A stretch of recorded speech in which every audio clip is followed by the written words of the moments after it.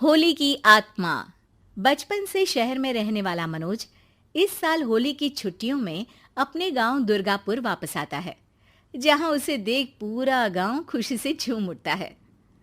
जब गया था तब इतना सा था और अब देखो कितना बड़ा हो गया है। हाँ सरपंच जी, जब मैं गया था तब आप भी बहुत जवान थे और अब देखो कितने बूढ़े हो गए हैं आप। चलो चलो, बढ़िया है। बच्चा घर वापस आ गया। इसी खुशी में आज रात पार्टी होगी। क्या बात है, गांव में भी पार्टियां होने लगी। वैसे अगर पार्टी की बात है तो आज क्यों सीधा होली पार्टी करते हैं। होली पार्टी की बात सुन चहल पहल में अचानक सन्नाटा छा जाता है, जिसे देख मनोज को कुछ अजीब लगता है, लेकिन तभी सरपंच बात पलट देता है। अब बहुत देर हो गई, चलो सब अपने घर चलो, पार्टी के बारे में कल सोचेंगे। मनोज भी मम्मी पापा के साथ घर आ जाता है, पर होली पार्टी और उस पर पूरे गांव की खामोशी वाली बात अभी तक उसके जहन से निकलती नहीं। पापा, होली पार्टी की बात पर सब चुप क्यों हो गए थे? अरे होगी उनकी कोई अपनी बात। मुझे गांव की पंचायत ही थोड़ी पता है। थक गया हूँ, चलो सो जाते हैं, कल बात करते हैं। पापा की बात मानते हुए मनोज भी सोने चला जाता है। आज तो छुपा लिया, लेकिन हफ्ते बाद जब होली का दिन आएगा तब इसे कैसे रोकोगे? अगली सुबह सूरज के साथ ही मनोज भी गांव घूमने निकल जाता है, जिस पर रास्ते में उसे अपनी ही उम्र के कुछ लड़के भी मिलते हैं, जिनसे दोस्ती कर अब वो उनके साथ घूमने लगता है। इसी तरह कुछ दिन बीत जाते हैं और होली नजदीक आने लगती है।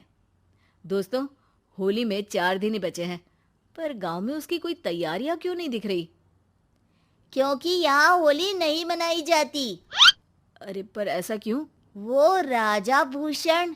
अरे तुम 4 दिन के लिए आए हो, क्या इतना सोच रहे हो? चलो कुछ खाने चलते हैं। इसी के साथ एक बार फिर होली की बात को टलते हुए देख मनोज को शक होने लगता है। वो घर पहुंचते ही इंटरनेट पर अपने गांव और राजा भूषण के बारे में जानकारी निकालने लगता है। क्या? मुझे आज तक ये नहीं पता था। ऐसा कैसे? किसी ने मुझे कुछ बताया क्यों नहीं? सारी जानकारी लेने के बाद मनोज गांव वालों या अपने मम्मी पापा से कुछ पूछे बिना खुद ही उसकी सच्चाई के बारे में छानबीन करने लगता है, जिसके चलते वो राजा भूषण की हवेली में पहुंचता है।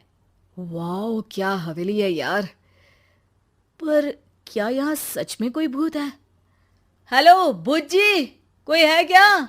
हम इस साल गांव में होली सेलिब्रेट कर रहे हैं, क्या आप उस पर थोड़ा इंटरव्यू देंगे? मनोज के ऐसा बोलते ही गांव में तूफान उठ जाता है और हवेली में रखी सारी चीजें हिलने लगती है। एक अदृश्य शक्ति मनोज को धक्का देकर हवेली से बाहर निकाल दरवाजा बंद कर लेती है। ये सब देख मनोज हैरान रह जाता है। क्या अभी मुझे हवा ने धक्का देकर बाहर निकाल दिया? मेरे होते हुए इस गांव में कभी होली नहीं मन सकती, इसलिए दोबारा ऐसी कोशिश भी मत करना, अंजाम बुरा होगा। आवाज सुन मनोज हैरानी से इधर उधर देखने लगता है, पर उसे कोई दिखाई नहीं देता। वो गांव वापस आ जाता है, जहां तूफान की वजह से सब कुछ तहस महस हो चुका होता है। आखिर ये तूफान आया कैसे? ना ऐसा कोई मौसम था और ना ही हमने होली का त्योहार मनाने की बात की थी। सरपंच की बात पर कोई रिएक्शन की तरह खाली होता है। अरे त्योहार का दिन है, धूमधाम की जगह मातम क्यों मनाया हुआ है? मनोज की आवाज सुन सब अपने घर की खिड़कियां खोल के घर के अंदर से ही उसे वापस जाने के लिए कहने लगते हैं, पर वो किसी की नहीं सुनता। तुझे पहले भी समझाया था, अगर होली खेलने की कोशिश भी की तो अच्छा नहीं होगा। अरे बात मान लो बेटा, तुम्हें सच नहीं पता।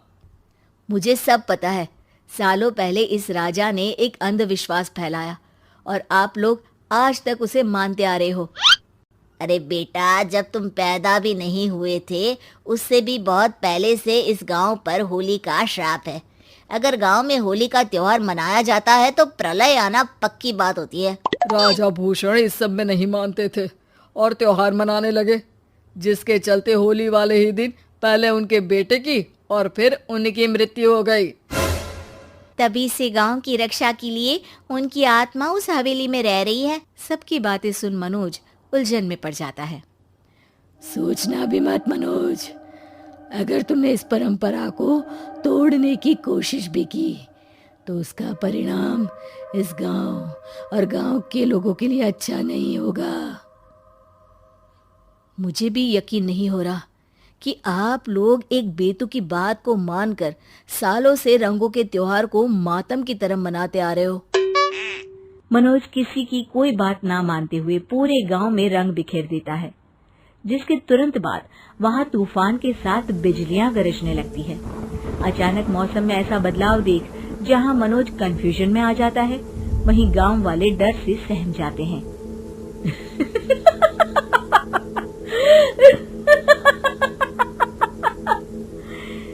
इस लड़के ने हमारे जैसे सिर्फ अपने स्वार्थ के लिए नहीं बल्कि पूरे गांव की खुशियों के लिए यहाँ होली मनाई है, जिस वजह से अब इस गांव पर होली का श्राप टूटता है।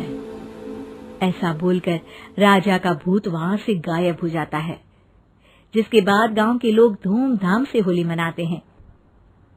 खुशियों के रंग गांव में बिखरे ही होते हैं कि अगली सुबह अचानक मनोज कहीं गायब हो जाता है और एक बार फिर